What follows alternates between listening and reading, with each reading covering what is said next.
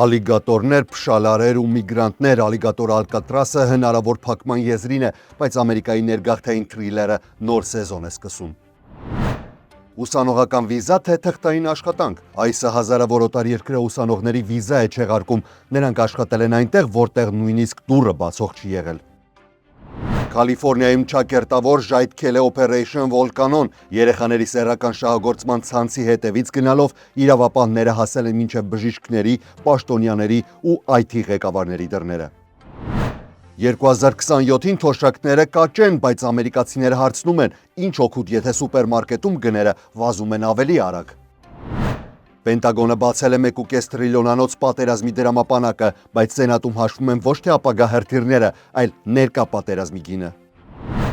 Իսրայելն ասում է բանակցում են խաղաղության համար, բայց Մերձավոր Արևելքում խաղաղությունը հիմա ավելի շատ հիշեցնում է հրադադար ըստ ցանկության։ Թրամփը հայտարարում է, Իրանը պարտված է, բայց նավթի գներն ու համաշխարհային շուկաները կարծես այդ հայտարարությունները չեն էլ լսում։ ԱՄՆ նախագահը Չինաստանում է, Իրանն ու Թայվանը կարող են դառնալ Վաշինգտոն-Պեկին հարաբերությունների փորձաքար, երկու գերտերություն փորձում են չսայթակել։ Այս եւ մի շարք այլ լուրերի մանրամասները հաջորդիվ։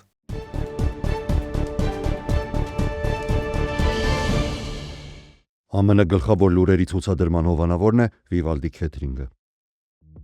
Վիվալդի Քեթրինգ բազմազան փաթեթներից առաջատար ընտրությունը։ Փաթեթ ընտանեկան 5-ից 6 անձի համար ընդամենը $150 plus tax։ Ընտանեկան եւ մեծ հավաքույթների համար հատուկ փաթեթ 10-ից 12 անձի համար ընդամենը $300 plus tax։ Վիվալդի լանչ փաթեթ 10-ից 12 անձի համար ընդամենը $150 plus tax։ Ընտրեք ձեր ճաշակին համապատասխան կոմբոն։ Վիվալդի Քեթրինգ համի, որակի եւ առատության առաջատարը։ Արմեզիայի YouTube-յան ալիքում ԱՄՆ գլխավոր լուրերն են, այսօր մայիսի 13-ն է եւ կունենանք օրվա ընթացքում երկու թողարկում, հատկապես որ իրադարձություններ են զարգանում, մասնավորապես թե ներքին, թե արտաքին հարաբերություններում Միացյալ Նահանգների։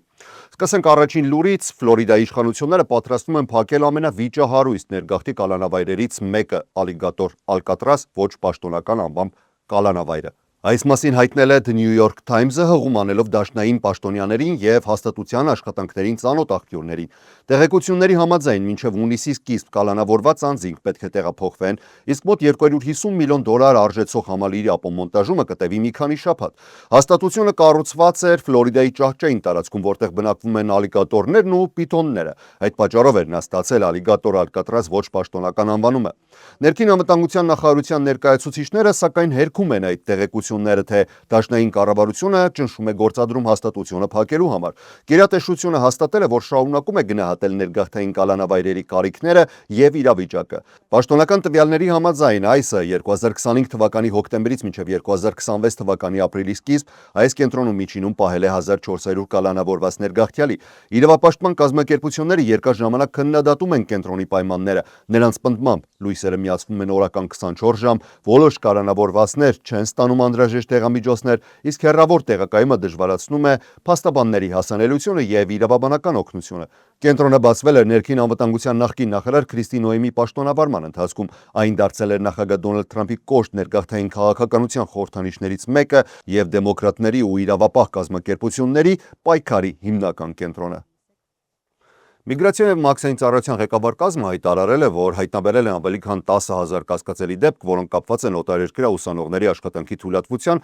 OPT ծրագրի չարաշահումների հետ։ Ծրագիրը հայտնի որպես Optional Practical Training թույլ է տալիս օտարերկրյա ուսանողներին ուսումն ավարտելուց հետո մինչև 2 տարի աշխատել Միացյալ Նահանգներում։ Շատ դեպքերում այդ ծրագիրը հետագայում դառնում է H-1B աշխատանքային վիզա եւ երկարաժամկետ ներգաղթի ճանապարհ։ Այսի ժամանակավոր ղեկավար Թոդ Լայոնսը հայտարարել է, որ հետաքննությունը կենտրոնացած է եղել ծրագրի շրջանակում հնարավոր լայնածավալ խարդախությունների հետ։ Նրա խոսքով միայն ամենախոշոր 25 OPT գործատուների ուսումնասիրության ընթացքում արդեն իսկ բացահայտվել են հազարավոր կասկածելի դեպքեր, եւ սա միայն այսբերգի գագաթն է։ Նա նշել է, որ վերջին 1 տարվա ընթացքում իշխանությունները զգալիորեն խստացրել են OPT ծրագրի վերահսկողությունը եւ արդեն հայտնաբերել են խարդախության նշաններ ամբողջ երկրում։ Ներքին անվտանգության նախարարության գործակալները ստուգումներ են իրականացրել Վիրջինիայում, Թեքսասում, Ջորջիայում, Իլինոյսում, Նյու Յորքում, Նյու Ջերզիում, Հյուսիսային Կարոլինայում եւ Ֆլորիդայում գտնվող կասկածելի գործատուների հասցեներում։ Հետաքննության ընթացքում իրավապանները հայտնաբերել են բազմաթիվ կասկածելի սխեմաներ։ Դատարկ շենքեր, փակ գրասենյակներ այն տարածքներում ու հասցեներում, որտեղ աշխատում էին հարյուրավոր օտարերկրյա ուսանողներ եւ նույն հասցեում գրանցված մի քանի ընկերություններ, որոնք իրականում երբեք տարածք չեն վարձակալել, բնակելի տներ, որոնք ներկայացվել են որպես հարյուրավոր ուսանողների աշխատավայրեր։ Այսի ղեկավարի խոսքով, շատ դեպքերում դուռը բացած մարդիկ կամ հակասական տեղեկություններ են տվել կամ ընդհանրապես հայտարարել են, որ տեղյակ չեն այդ ընկերությունների գոյությունից։ Քննիչները նշել են, որ որոշ ընկերություններ նույնիսկ չեն էլ պահպանել աշխատակիցների վերաբերյալ հիմնական փաստաթղթերը, ինչը լուրջ հարցեր է առաջացրել հարկային հաշվետվությունների վերաբերյալ։ Իշխանությունները հայտնել են, որ առայժմ չեն կարող բացահայտել բոլոր մանրամասները, քանի որ հետաքննությունները շարունակվում են, սակայն ընդգծել են, որ ծրագիրը դարձել է դաշնային լայնածավալ քննության առարկա եւ առաջիկայում սպասվում են նոր դռների թակումներ, բացահայտումներ ու հնարավոր մեղադրանքներ։ Riverside շրջանում մի քանի տարի շարունակ իրականացվող հատուկ գործողության ու լայնածավալ այս գործողության արդյունքում հայտնաբերվել են երեխաների սեռական շահագործման նյութերի տարածման մեջ կասկածվող 500 անձ, որոնցից տասնյակները արդեն իսկ ձերբակալվել են։ Operation Volcan անունը ստացած գործողությունը կազմակերպվել էր Riverside շրջանի շերիֆի գրասենյակի երեխաների շահագործման դեմ պայքարի բաժնի կողմից։ Հետաքննությունը տևել է 2025 թվականի մարտից մինչև 2026 թվականի մարտը ու կենտրոնացած է եղել Կալիֆոռնիայի Inland Empire եւ հարակից շրջաններում գործող բարձր ռիսկային կասկածյալների բացահայտման վրա։ Իրավապահների տվյալներով քննության ընթացքում հայտնաբերվել է ավելի քան 500 IP հասցե, որոնք ենթադրաբար կապված են եղել երեխաների սեռական շահագործման նյութերի տարածման հետ։ Գործի շրջանակում իրականացվել է 46 խուզարկություն ու ձերբակալվել 42 մարդ։ Ձերբակալվածների մեծ մասը եղել են 21-ից 62 տարեկան տղամարդիկ, բայց ամենասարմռկեցուցիչը ձերբակալվածների թվում են եղել մանկական հոգեբան, բժիշկ, իրավապահ համակարգի թոշակառու աշխատակից, Կալիֆոռնիայի բանտային համակարգի IT աշխատակից, տեղական իշխանության պլանավորման տնօրեն, Հարավային Կալիֆոռնիայի հիվանդանոցի գլխավոր տեխնոլոգիական տնօրեն։ Իրավապանները հայտնել են նաև, որ ձերբակալվածներից մեկը որոնվում էր $2 միլիոն պարգևավճարով երեխայի նկատմամբ սեռական բռնության մեղադրանքներով։ Գործողությանը մասնակցել են նաև Ներքին անվտանգության նախարարությունը, Կալիֆոռնիայի ճանապարհային ոստիկանությունը եւ երեխաների դեմ ինտերնետային հանցագործությունների դեմ պայքարող մի շարք դաշնային խմբեր։ Միացյալ Նահանգներում գնաճը հասել է վերջին 3 տարիների ամենաբարձր մակարդակին ու նույնիսկ նվազելու միտում էլ չունի։ Եվ այս համատեքստում մասնագետները կարծում են, որ 2027 թվականին Միացյալ Նահանգների միլիոնավոր թոշակառուներ եւ սոցիալական ապահովության նպաստներ ստացող անձիկ կստանան ավելի բարձր վճարներ, քան ստանում էին այս տարի կամ նախորդ տարիներին։ Ավագ քաղաքացիների շահերը ներկայացնող The Senior Citizens League կազմակերպությունը նոր գնահատականներ է տվել, համաձայն որի 2027 թվականի Social Security COLA-ը կարող է կազմել մոտ 3.9%։ Սա զգալի աճ է տարվա սկզբի կանխատեսումների համեմատ, երբ խոսվում էր ընդամենը 2-ից 3%-ի մասին։ COLA-ը Cost of Living Adjustment-ը սոցիալական ապահովության վճարների տարեկան բարձրացումն է, որը նախատեսված է թոշակներն ու նպաստները գնաճին համապատասխանեցնելու համար։ Եթե 3.9%-ի կանխատեսումը իրականանա, ապա միջին սոցիալական ապահովության ամսական վճարը, որը ներկայումս կազմում է $2071, կավելանա շուրջ $80-ով, հասնելով մոտ $2152։ Ըստ այդմ, ավելի բարձր ստացողները կստանան ավելի շատ գումար, իսկ ավելի ցածրները մի փոքր ավելի քիչ։ Սենատում հերթական լսումներն էին, որտեղ պատերազմի նախարար Փիթ Հեքսեթը եւ Միացյալ Շտաբների ղեկավար գեներալ Դեն Քեյնը ներկայացրել են 2027 թվականի պաշտպանական բյուջեն, որը հասնում է պատմական $1.5 տրիլիոն։ Լսումները վերածվել են ոչ միայն բյուջետային քննարկման, այլև Իրանի դեմ պատերազմի, Ուկրաինայի, ՆԱՏՕ-ի ապագայի եւ Չինաստանի աճող ազդեցության շուրջ կոշտ քաղաքական բախման։ Սենատորները հայտարարել են, որ աշխարհը մտնում է վտանգավոր նոր փուլ, որտեղ Ռուսաստանը, Չինաստանը, Իրանը, Հյուսիսային Կորեան ավելի սերտ են համագործակցում միմյանց հետ, մինչդեռ Միացյալ Նահանգների հարաբերությունները որոշ ավանդական դաշնակիցների հետ լարված են դառնում։ Լսումների ընթացքում բազմիցս շեշտվել է, որ Իրանի դեմ պատերազմը արդեն լուրջ տնտեսական եւ ռազմական հետևանքներ է առաջացրել Միացյալ Նահանգների համար։ Գեներալ Դեն Քեյնը հաստատել է, որ Իրանի դեմ գործողությունների ընդհանուր արժեքը հասել է մոտ $29 միլիարդ։ Այդ գումարի մեջ ներառված են ռազմական գործողությունները, օգտագործված սպառազինությունը, տեխնիկայի վերանորոգումն ու փոխարինումը, ինչպես նաև տարածաշրջանում ամերիկյան ռազմական ներկայությունն ծառայության պահպանման ծախսերը։ Սակայն այս թիվը նույնիսկ վերջնական չէ, քանի որ դեռևս հաշվարկված չեն վնասված ռազմաբազաների եւ ենթակառուցվածքների վերականգնման ծախսերը։ Օրենսդիրները հարցրել են ինչպես է դա հնարավոր, որ Իրանը համեմատաբար սահմանափակ ռեսուրսներով շարունակում է փաստացի ճնշում գործադրել համաշխարհային տնտեսության վրա, մինչ Միացյալ Նահանգները ծախսում է տրիլիոնավոր դոլարներ պաշտպանության ոլորտում։ Լսումների ընթացքում լուրջ տարաձայնություններ եղան նաև Ուկրաինայի հարցում։ Դեմոկրատ սենատորները քննադատել են Պենտագոնին այն բանի համար, որ մինչ օրս ամբողջությամբ չի տրամադրվել Ուկրաինային հասանելիք 400 միլիոն դոլարի ռազմական աջակցության ծրագիրը։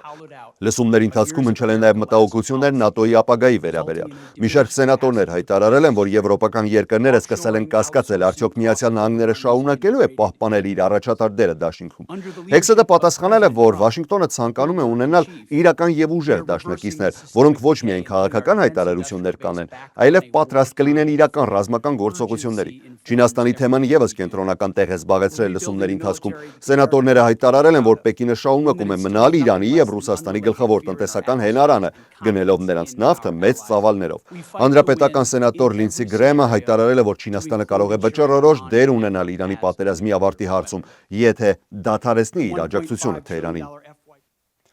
Իսրայելի վարչապետ Բենյամին Նեթանյահուի գրասենյակի խոսնակ Շոշ Պետրոսյանը հայտարարել է, որ Միացյալ Նահանգների աջակցությամբ Իսրայելը շարունակում է Լիբանանի հետ խաղաղության ճանապարհի բանակցությունները։ Հիմնական նպատակն է հասնել երկարաժամկետ անվտանգության համաձայնության եւ թույլատնել Հեզբոլայի ազդեցությունը տարածաշրջանում։ Նրա խոսքով այս բանակցությունները պատմական են, քանի որ թե Իսրայելը, թե Լիբանանը շահագրգռված են Հեզբոլայի զինաթափմամբ եւ տարածաշրջանային կայունությամբ։ Պետրոսյանը նաեւ անդրադարձել է Իրանի թեմային, հայտարարելով, որ Իսրայելը ամբողջական համակարգմամբ աշխատում է Միացյալ Նահանգների հետ, որպեսզի Իրանը այլևս չներկայացնի միջուկային, հրթիռային եւ ահաբեկչական սպառնալիք։ Շոշ Պետրոսյանը, որը նախկինում Միացյալ Նահանգներում լրագրող էր, քննադատել է The New York Times-ին, պնդելով, որ պարբերականը տարածում է կեղծ եւ կողմնակալ տեղեկություններ իսրայելական անվտանգության ծառայությունների կողմից պաղեստինցի կալանավորների նկատմամբ ենթադրյալ բռնությունների մասին։ Պետրոսյանի խոսքով այդ հրապարակումը լույս է տեսել հենց այն պահին, երբ հրապարակվել էր Համասի կողմից իրականացված սեռական բռնությունների վերաբերյալ նոր զեկույցը,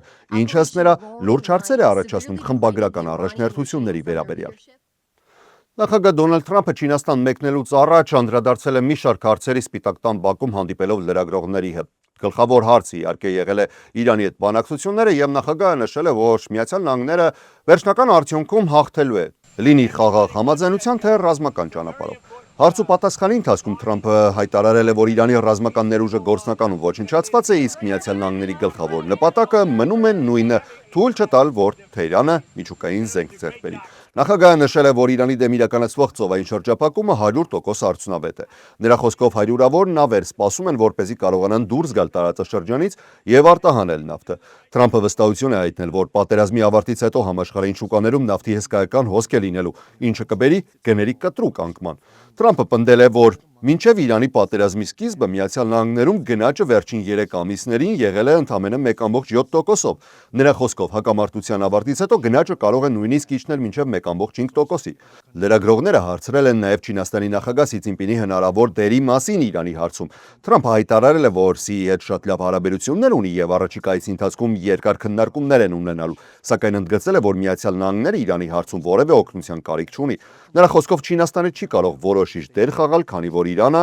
արդեն ռազմականորեն պարտված է։ Թրամփը նաև նշել է, որ Պեկինի հետ հարաբերությունները շարունակում են մնալ կարևոր Միացյալ Նահանգների համար։ Նա հայտարարել է, որ Չինաստանի հետ սպասվում են խոշոր տնտեսական համաձայնություններ, իսկ նախագահ Սին տարվա վերջում այցելելու է Միացյալ Նահանգներ։ Անդրադառնալով Ուկրաինայի պատերազմին, Թրամփը հայտարարել է, որ Ռուսաստանի եւ Ուկրաինայի միջև համաձայնությունը շատ մոտ է։ Նա հերքել է տեղեկությունները, թե քննարկվում է ամբողջական Դոնբասի փոխանցումը Ռուսաստանին, սակայն կրկնել է, որ իր վարչակազմը շարունակում է աշխատել պատերազմը դադարեցնելու ուղղությամբ։ Հարց ու պատասխանի վերջում Թրամփը նաև անդրադարձել է ընտրական համակարգին, կրկնելով իր պնդումները, թե դեմոկրատները տարիներ շարունակ խաբել են ընտրություններում։ Նա հայտարարել է, որ հանրապետականներն այժմ փորձում են ապահովել արդար ընտրություններ եւ ուժեղացնել ընտրական վերահսկողությունը։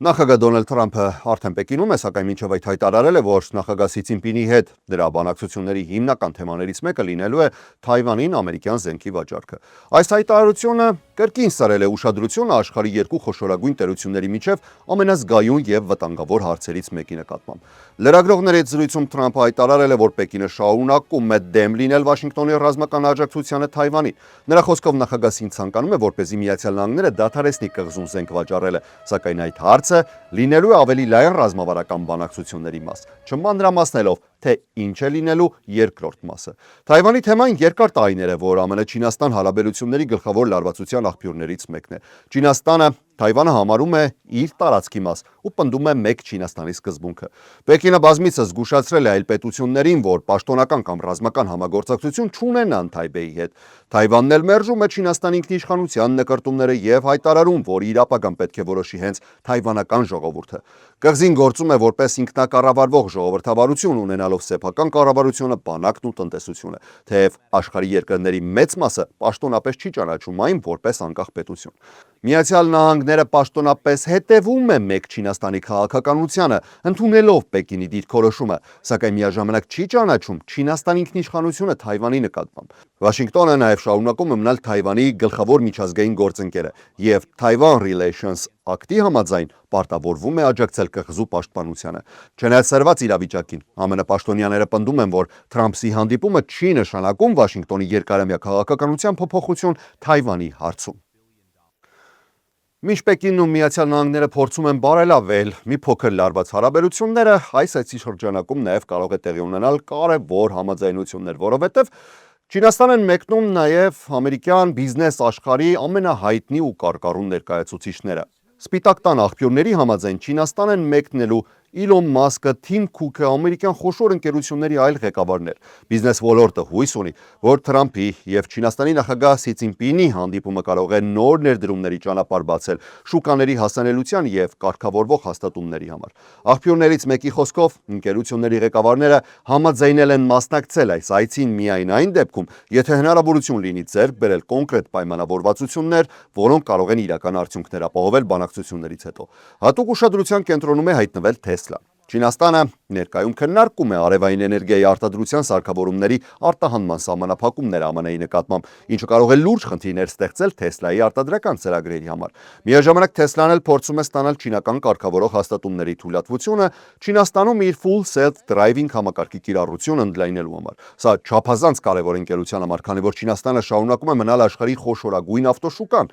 Բանակցությունների կարևոր մասնակիցներից մեկը լինելու է Boeing ընկերությունը։ Ընկերության ղեկավար Քելի Հորտբերգը հայտարարել, որ Boeing-ը հույս ունի Թրամփի վարչակազմի աջակցության վերջապես համաձայնության հասնել Չինաստանի հետ խոշոր ավիացիոն գործարքի շուրջ։ Թրամփի առաջիկա հանդիպումը իրականում կարող է դառնալ այստեղ ոչ միայն քաղաքական, այլ նաև տնտեսական խոշոր շրջադարձային պահ, որովհետև քննարկումների ամբողջական փաթեթը ներառում են առևտրային պատերազմը, տեխնոլոգիական մրցակցությունը, Թայվանի հարցը, Իրանի շուրջ ճգնաժամը եւ Ասիա-Խաղաղօվկիանոսյան տարածաշրջանում ազդեցության պայքարը։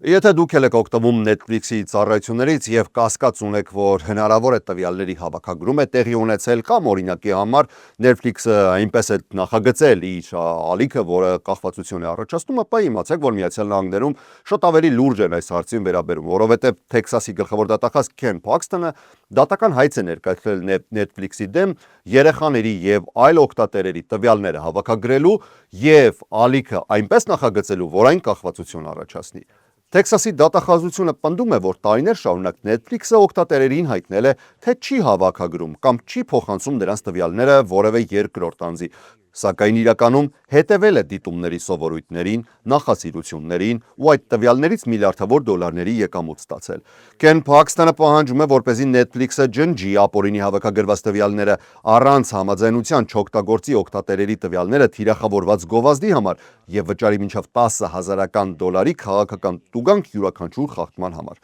Netflix-ի ներկայացուցիչները բնականաբար պատասխանում են նույնը, որ հայցը հիմք չունի ու կառուցված է սխալ ու խեղաթյուրված տեղեկությունների վրա։ Ընկերությունը պնդում է, որ գործում է տվյալների պաշտպանության օրենքներին համապատասխան բոլոր այն երկրներում, որտեղ հասանելի է ծառայությունը։ Կարծես թե այս ժամի համար այսքանը, կհանդիպենք երեկոյան թողարկման ընթացքում։ Ես Հարություն Մինասյանն եմ, շնորհակալ եմ ուշադրության համար։ Առողջ եւ խաղաղ եղեք, առայժմ։